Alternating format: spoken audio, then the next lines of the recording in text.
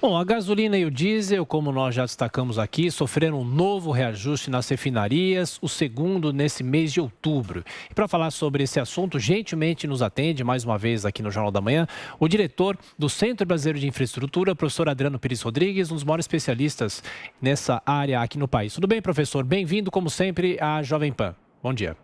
Eu que agradeço o convite da Jovem Pan, Thiago, de estar aqui com vocês para debater essa questão aí do reajuste do preço da gasolina e do diesel.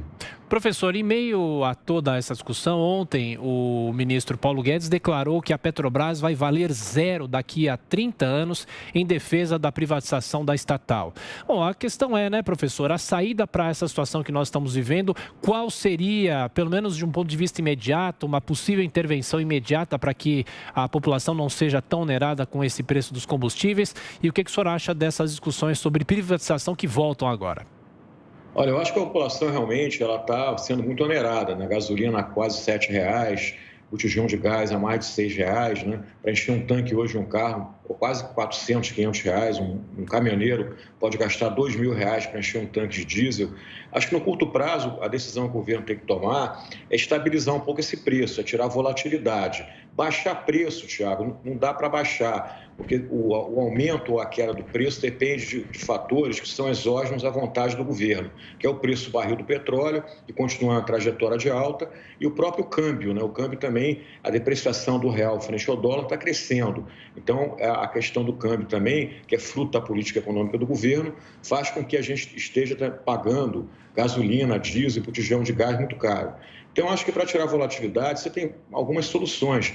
A primeira que a gente vem falando há algum tempo é criar um fundo de estabilização, com dinheiro, por exemplo, royalties. Esse ano, para vocês terem uma ideia, vai se arrecadar em royalties e participações especiais algo como 90 bilhões de reais. É recorde na história brasileira. A última vez que se arrecadou tanto foi em 2009, com 54 bilhões. Por que não usar parte desse dinheiro para estabilizar o preço dos combustíveis nesse momento extraordinário? Nós estamos vivendo um momento extraordinário. O barril do petróleo está a mais de 80, ontem deu 85. O gás natural está também com preço elevadíssimo, e não é um fenômeno brasileiro. Você está tendo um colapso no mercado de energia. Então, para momentos extraordinários, nós temos que tomar decisões extraordinárias. Não dá mais para deixar a população pagando o preço de combustível subindo toda semana. Então, tem que criar, sim, um fundo de estabilização, usar esse dinheiro do ROT. Dinheiro tem. O que está faltando é vontade política. Foi aprovado lá na Câmara e no Senado, agora voltou para a Câmara, o projeto do Vale Gás. Tem um erro nesse projeto, porque o projeto não carimba o dinheiro para ser usado especificamente para a compra de botijão. Então, a população vai acabar usando esse dinheiro para outras coisas. Foi o mesmo erro cometido no Vale Gás do Fernando Henrique Cardoso. Então, a gente tem que tomar uma providência, porque os preços estão ficando insuportáveis para o consumidor. E, Agora, professor... Sim. Perdão. Privatização. Por favor, pode concluir, desculpa.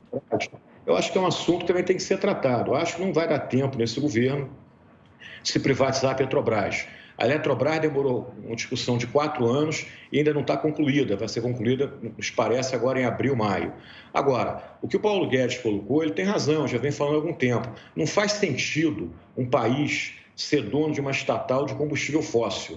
O mundo falando de transição energética, todo mundo falando que o petróleo cada vez vai valer menos. A discussão é timing, se vai ser daqui a 30 anos, 50 anos, mas a tendência é o preço do petróleo cair. Então, a Petrobras, ao longo dos próximos anos, ela cada vez vai valer menos. Então, quanto mais a gente demorar para privatizar a Petrobras, a gente está penalizando quem? Geração futura de brasileiro, porque os futuros brasileiros vão herdar uma empresa que não vai ter valor nenhum. Então, eu acho que está na hora, sim, de discutir, mas nesse momento me parece que não vai dar tempo. Nós estamos já faltando um ano para terminar o governo, mas essa discussão de privatizar a Petrobras é uma discussão que faz todo sentido, na minha opinião. Agora, a professora, Petrobras, por sua vez, diz que esse aumento agora é para justamente evitar o desabastecimento. De que forma isso se dá? E quais providências, afinal, então, o senhor dizia, o presidente ao lado do ministro da Economia, podem tomar nesse momento? Olha, eu acho que a Petrobras está correta. Não dá para você intervir no preço da refinaria.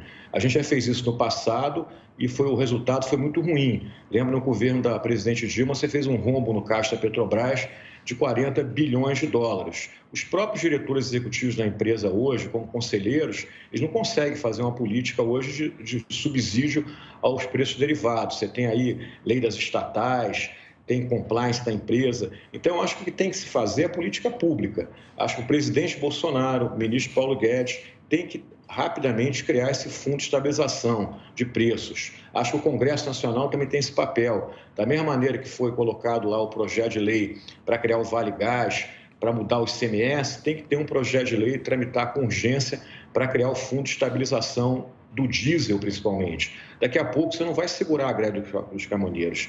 Ela vai vir, não tem jeito. A gente está empurrando um problema que está chegando no limite.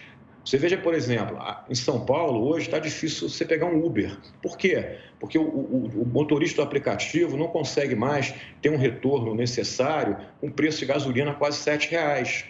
A população de baixa renda não consegue mais comprar botijão, está cozinhando com lenha, com álcool, gente morrendo sufocada, acidentes de queimadura domésticos. O caminhoneiro também não está conseguindo. Então, não é segurar o preço da Petrobras, isso está errado. Agora, a gente deveria sim criar um fundo de estabilização para que você diminua a volatilidade. Dinheiro tem, volto a repetir, basta olhar os valores que vão ser arrecadados esse ano de royalties e participações especiais. Lá atrás, Adriana, a gente tinha a CID. Quando foi criada a CID no Fernando Henrique, era para isso também. Era uma CID cara quando o barril tivesse barato e uma CID baixa quando o barril tivesse caro para formar o colchão. Infelizmente também no governo do PT, você transformou a CID num imposto arrecadatório, deixou de ser um imposto regulatório. Então a CID hoje não consegue fazer esse papel, por isso a gente está falando de fundo de estabilização. Lá no governo militar, você tinha a conta petróleo, que também era um subsídio explícito, onde você fixava um preço de barril e fazia uma conta gráfica, para você depois ressarcir a Petrobras. Então alguma coisa tem que ser feita. O que não pode é você esconder subsídio, obrigar a Petrobras a vender mais barato, como foi feito no governo, principalmente da presidente Dilma. Agora, tem que fazer uma política que a população está no seu limite. Ela não aguenta mais pagar esses preços pelos combustíveis no Brasil. Professor, só mais uma questão. O senhor falou desse projeto do ICMS em tramitação no Congresso Nacional e há, obviamente, uma resistência muito grande dos governadores que temem a perda de receita. É a velha discussão sobre a reforma tributária, o custo Brasil e também a guerra fiscal. Mas eu pergunto, se o Congresso aprovar essa medida, imediatamente haverá uma redução para o consumidor? Olha, uma redução muito pequena, entendeu? Não é o ICMS que faz aumentar o preço da gasolina e do diesel, como a gente está vendo. O que faz aumentar o preço, volto a repetir, é o câmbio, que é o principal vilão, talvez, atualmente, e o preço do barril do petróleo. Pra vocês terem uma ideia, em outubro de 2020, o barril do petróleo estava custando $40. Hoje está custando $85. Então, isso é que faz o preço aumentar. Agora, o projeto que tá no Congresso é um projeto importante. Evidentemente que o ideal seria mudar o ICMS no âmbito de uma grande reforma tributária. Agora, o principal objetivo, na minha opinião, que o Congresso devia perseguir, não é reduzir preço, não é reduzir a arrecadação dos estados, é criar um regime de monofasia, onde a substituição tributária seja feita na refinaria, nas usinas de etanol, no importador, para reduzir um grande problema e grave que você tem hoje no mercado de combustível, que é a sonegação. Se você conseguir reduzir a sonegação, você pode estruturalmente reduzir o imposto e, com isso, o preço. Essa que é a sequência. Então, falar que o ICMS, os governadores são os culpados do preço da gasolina, do diesel, do botijão estar caro, não é verdade. Isso é injusto falar isso. Agora, que tem que mudar a metodologia do ICMS, com certeza que tem. O ideal seria no âmbito de uma reforma tributária, até para a gente ver se tem setores na economia que estão pagando pouco imposto ou pagando nenhum imposto e outros pagando muito. O setor de energia paga muito imposto.